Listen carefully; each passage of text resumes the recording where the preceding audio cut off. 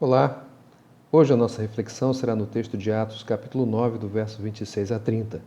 O texto diz assim: Quando chegou a Jerusalém, tentou reunir-se aos discípulos, mas todos estavam com medo dele, não acreditando que fosse realmente um discípulo. Então Barnabé o levou aos apóstolos e lhes contou como no caminho Saulo vira o Senhor que lhe falara e como em Damasco ele havia pregado corajosamente em nome de Jesus. Assim, Saulo ficou com eles e andava com liberdade em Jerusalém, pregando corajosamente em nome do Senhor. Falava e discutia com os judeus de fala grega, mas estes tentavam matá-lo. Sabendo disso, os irmãos o levaram para Cesareia e o enviaram para Tarso. Com a pulga atrás da orelha.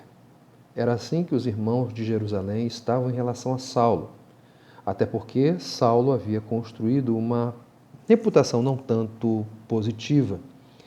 Ele era conhecido como um terrorista, como um devastador da igreja, como um perseguidor dos discípulos de Jesus.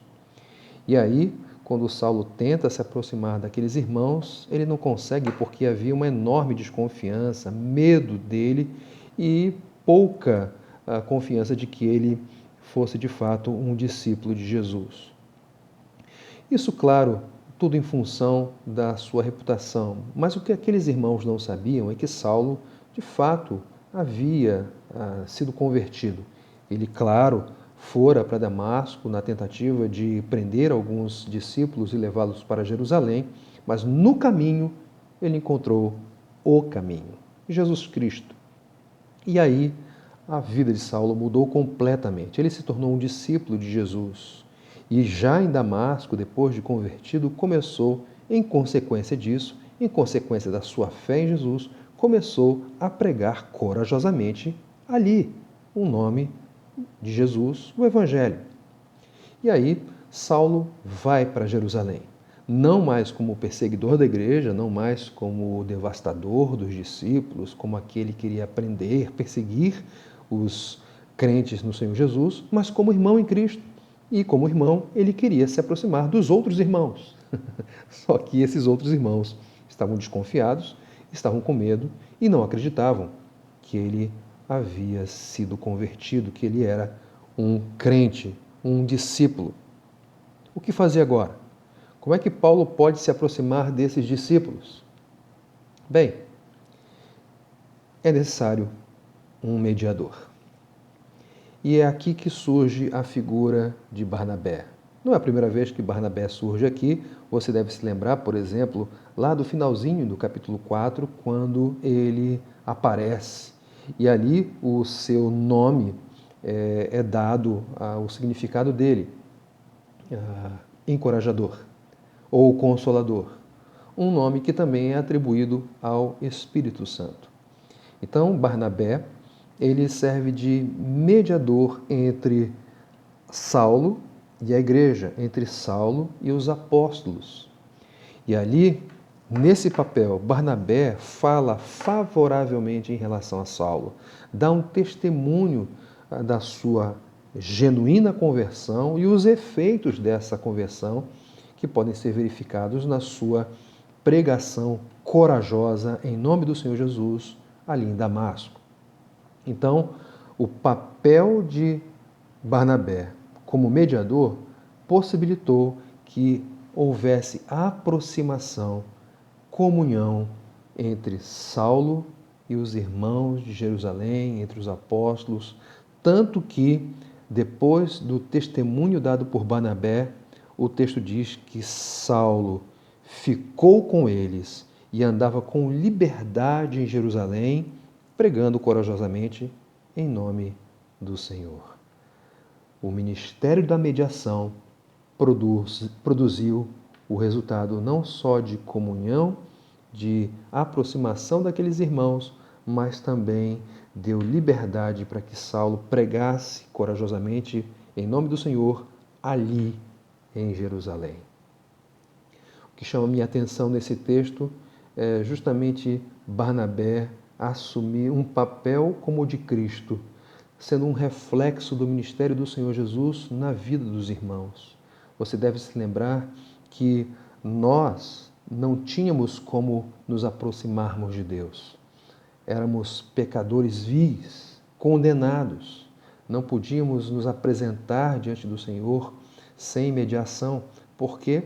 Porque éramos pecadores não perdoados, não reconciliados. E esses pecadores merecem ser fulminados pela santidade e justiça do Senhor. Mas Deus proveu um mediador, Cristo Jesus, que promoveu essa reconciliação entre aqueles pecadores e o Senhor. A mediação de Cristo possibilitou que nós, antes da fé, que éramos condenados, viéssemos à fé e fôssemos reconciliados com Deus e fizéssemos, a partir de então, parte da família do Senhor. O ministério da mediação de Cristo promoveu essa aproximação. Quando nós olhamos para o papel que foi assumido por Barnabé, nós inevitavelmente temos que lembrar do papel do Senhor Jesus. E podemos, a partir da ação, a partir dessa disposição de Barnabé de ser um reflexo do Senhor Jesus, nós também podemos ser motivados a sermos e desenvolvermos um ministério que reflita o caráter, a beleza, a grandeza e a obra de Cristo. É verdade, nós não podemos salvar ninguém, mas podemos, por meio da pregação do Evangelho, aproximar as pessoas de Jesus, o supremo mediador, e Ele, por seu poder, graça e amor, pode mediar o relacionamento entre os homens e Deus, de forma que os homens possam ser recebidos na presença de Deus como filhos amados. Que maravilha é sermos um reflexo da pessoa de Jesus. Você não gostaria de ser e de se colocar à disposição de Cristo para ser um reflexo dele, para ser mediador, para ser um intercessor, para ser aquela pessoa que vai compartilhar o Evangelho e aproximar pessoas de Cristo, para que Ele, no seu papel de mediador, aproxime essas pessoas de Deus? Que tal sermos mediadores entre irmãos que talvez estejam com o seu relacionamento estremecido? Podemos ser esses intercessores, podemos ser esses intermediários para promover a paz, para promover a reconciliação e, com isso, refletirmos a pessoa de Cristo. Eu quero ser esse reflexo de Jesus e eu imagino que você também deseje ser. Então, contemos com a graça do Senhor para que sejamos. E se houver qualquer pulga atrás da orelha em relação a irmãos, ou mesmo em relação a crentes, em relação a outras pessoas, que o nosso papel de refletir a Jesus possa eliminar qualquer tipo de desconfiança. Para a glória de Deus. Que Deus abençoe. Até a próxima reflexão.